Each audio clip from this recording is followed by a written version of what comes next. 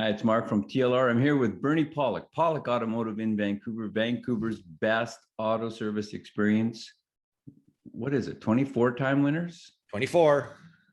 Best auto repair in Vancouver as voted by their customers. And today we're talking about a Porsche 911. How are you doing, Bernie? Doing pretty good. So this had the infamous IMS bearing problem. What was going on with this vehicle? So the vehicle got towed to our shop with a sudden humongous oil leak developed in the vehicle. We didn't know it was an IMS problem, but we did know there was a huge oil leak that had developed. Was there any diagnosis you had to do to find the oil leak? Well, it wasn't our traditional, there's always a diagnosis of some form, but it wasn't the usual, let's add some UV dye, clean something, drive it around the block. It was basically as fast as we could pour the oil in, it was pouring out. So there's a pretty severe leak coming from somewhere. Either that or the engine drain is not in there anymore. Well, yeah, that wasn't the case. So the oil was pouring out in the bell housing area. So either, something happened to the IMS bearing, the rear main crank seal had blown out, or something catastrophic had cracked at the back of the engine. So we figured pulling the engine out was the next step to the process. So we pulled the engine and transmission together as a unit, separated it, and proceeded from there. What did you find? So we found the IMS bearing had basically broken. There's a bolt that holds the IMS bearing to the collar. It was missing, gone, and there's oil just pouring out of there. So next step, of course, is pull the IMS plate out and see if we can replace the IMS bearing. So that bearing had failed. Did you replace it? We weren't able to because the bearing had basically grenaded, it just destroyed itself, and this vehicle requires a complete engine. So why are we doing this podcast? Because we're talking about why you should replace your IMS bearing way before there's any issues. That's kind of the purpose. So we can get into some pictures. We can talk some more while we're looking at pictures. So there's basically what we found. We took the engine and transmission apart with the flywheel off. You can see the rear main crank seal in this area, and the red arrow points to the IMS plate. There's a hole in the middle, and you can see it's kind of fresh oil that's run down here. And that is basically where there used to be a bolt and a shaft that sat in there, and that had basically broken off. Very bad thing for that to occur. Next pictures, what do we got? Again, a close-up view of the IMS cover plate. There shouldn't be all that metal laying around in there. Metal in? Well, just looks like it's been sandblasted and there's still sand in there. Around this area here? No, underneath, like where the oil is and just right where your arrow is now. Yeah, I mean, that could be dirt that's accumulated. It's kind of hard to say. I think most of the guck would be inside the engine at this point. Now, here's what it looks like with that piece off. I apologize. It's a bit of a fuzzy photo, but that right in this opening here is where the IMS bearing used to be. And that's sort of what's left of the outer bearing race that sits in the IMS bearing. At this point, you can't replace it. It's too badly damaged. And of course, all the debris of that bearing is now circulating throughout the engine. Thus, you need a new engine? Yeah, thus we need a new engine, or tear it apart and dismantle it. But it's an enormous task. We're in the process actually right now of trying to find a good used engine for the customer. That's kind of where we're at. I mean, it's either that or you rebuild it, which is a horrendously expensive operation. There's the plate. This is where the bearing once sat. You can see, a lot of wear and crap around this area too.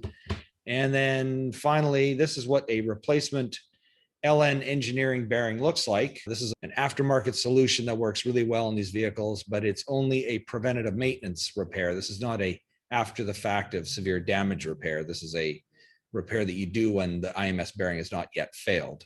So that's a solution, a part. It also comes with a different style mounting plate because it's a different design. But yeah, so there's our picture show. So what does the IMS bearing do? So what it does is it basically holds the intermediate shaft in place. And what the intermediate shaft is, the purpose is basically it's an overhead cam engine. There's timing chains that run from a lot of engines, they run directly from the crankshaft to the camshafts. But in this case, the engineers at Porsche decided, let's run an intermediate shaft, which slows the speed of the timing chains down to the camshaft, cuts them in half. So it seems like a pretty neat idea. Unfortunately, in the design of this bearing is not lubricated by engine oil. It's a sealed bearing, so it only has a limited lifespan. Of course, they don't tell you that. It's not part of the maintenance because they never designed it that way. They didn't think about that far. There was actually a class action lawsuit that occurred a long time ago about these bearings, and I don't know much more about it, but it's out there. So they had these things fail under warranty as well, but Now, anyone who owns one, of course, is left holding the bag and you need to replace it yourself. But that's basically what the IMS shaft, what the purpose is. So does it matter whether it's air cooled or water cooled? Because there was a change somewhere in there with Porsche. Yeah, air-cooled engines have a lubricated bearing, like a kind of standard, I guess, a standard type of bearing that's lubricated with engine oil. So there's no problem with that. And when we get into the newer models, probably 07 and newer, they solved this issue. They either eliminated it or did something that this bearing is not a sealed bearing unit anymore. So really your problem years are probably from around approximately 97 to around 2005 or 6, with apparently the years 2000 to 2005 being the worst issues. So, and that's 911s and Boxsters because they both use the same design. So was there any warning signs for this 911 owner? No, there wasn't. And we just did a service, I think a month or two previous to this, changed the oil. There was no, we generally look at the oil. There's no debris or particles or anything to be found in the oil. I mean, we didn't cut the oil filter apart. Perhaps we should have, maybe we would have seen something, but many times these bearings will fail internally. The bearings start wearing out and collapsing, and they'll just suddenly give out all in one kind of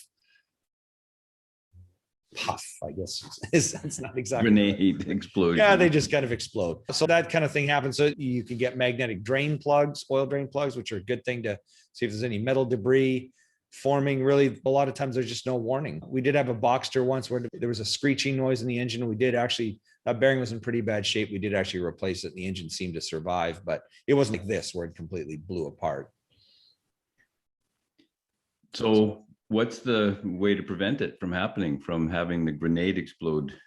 You basically need to replace this bearing. I mean, it's that simple. If you don't know when it's been done, get it done. This L&N Engineering, they have a couple of different options. They also have a solution where you can actually get a bearing that's lubricated with engine oil, which is a more expensive option. I don't know if it's necessarily worth doing, but I'd say if it was my own car, I'd figure, you know what, I'd do it. And then if I was going to keep it long enough, I'd say within 10 years, I'd replace it again. That's kind of the way to go. It's a maintenance item and you just got to treat it like that. So if you don't know when it's been done and you can't find any hard evidence that it's been done, I would just go ahead and do it. It's expensive, but way cheaper, a fraction of the cost of replacing an engine. So a little hidden surprise for the 911 and Boxster owners of a certain vintage. How are 911s overall for reliability?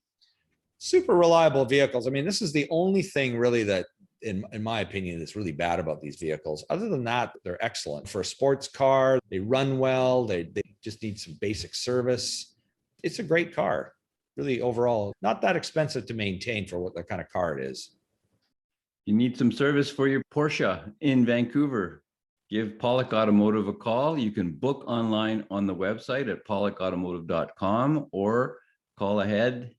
Check when they're actually open. You got to call and book because they're busy. 604-327-7112 or our YouTube channel, Pawlik Auto Repair. Close to 1,000 videos on there, all makes and models and types of repairs. Thanks so much for watching. We really appreciate it. Thanks, Bernie. Thanks, Mark. Thanks for watching.